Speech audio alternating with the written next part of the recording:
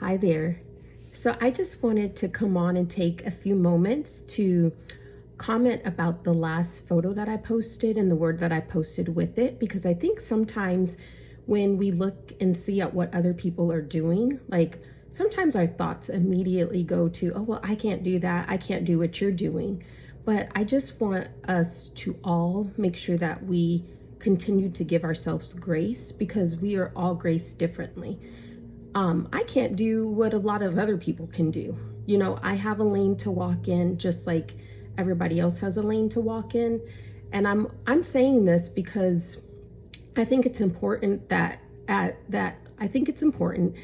as we set goals for our year and we do start doing the things that we know we're to do, whether we're inspired by people on social media or we're inspired by people in our everyday life, to me, it's so important to make sure that we are walking in the lane that we've been given to walk in, that we're not looking at what other people are doing and then taking that to a place of frustration.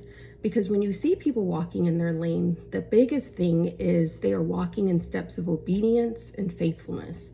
That is the big key that I've learned in everything that I do. It's doing it in a spirit of excellence and doing it in obedience. I remember there used to be a time when I was tasked with things to do and I would get completely overwhelmed, like sometimes paralyzing overwhelm because I was like, how am I going to do that? Like all of the whole process like is rolling through my head instead of just taking the first step. And so I want to encourage you, even if you've ever been there where that process of trying to get that thing done is rolling through your head and you don't feel like you can even take the first step, I want to encourage you to take a deep breath and do the first thing. The reason why I posted the last post about how smooth things went is because this is the first time I can say that I didn't have all those thoughts in my head of how is this going to work? How's that going to happen? Even with things being on the same day for the volleyball tournament as well as the pictures. Like in the past, something like that, I would have been like, there's no way I can have both of those happening on the same day in my life.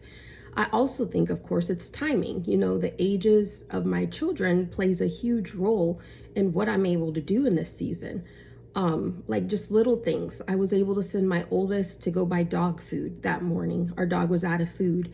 And because he's driving, he could go and run that errand for me. So part of it too is me being organized enough to be able to hand some things over to other people in my life who can help me. But it's also knowing that, I have to model what I say I believe. And if I believe that God has me and he's purposed for me to do the things that he's purposed for me to do, then we can't grumble and complain about those things. I think that's what makes things hard too sometimes is we have things we know we're supposed to be doing and we spend a lot of time like mumbling, complaining, and just like, it's going to be so hard. And I tell my children this all the time because it's really me preaching to myself as I have a teachable moment with them.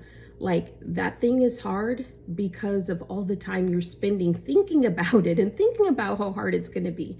But if you actually just took a moment, took a deep breath, took a moment and started at your task, you would find that it really is not as debilitating as sometimes our mind will try and make these things.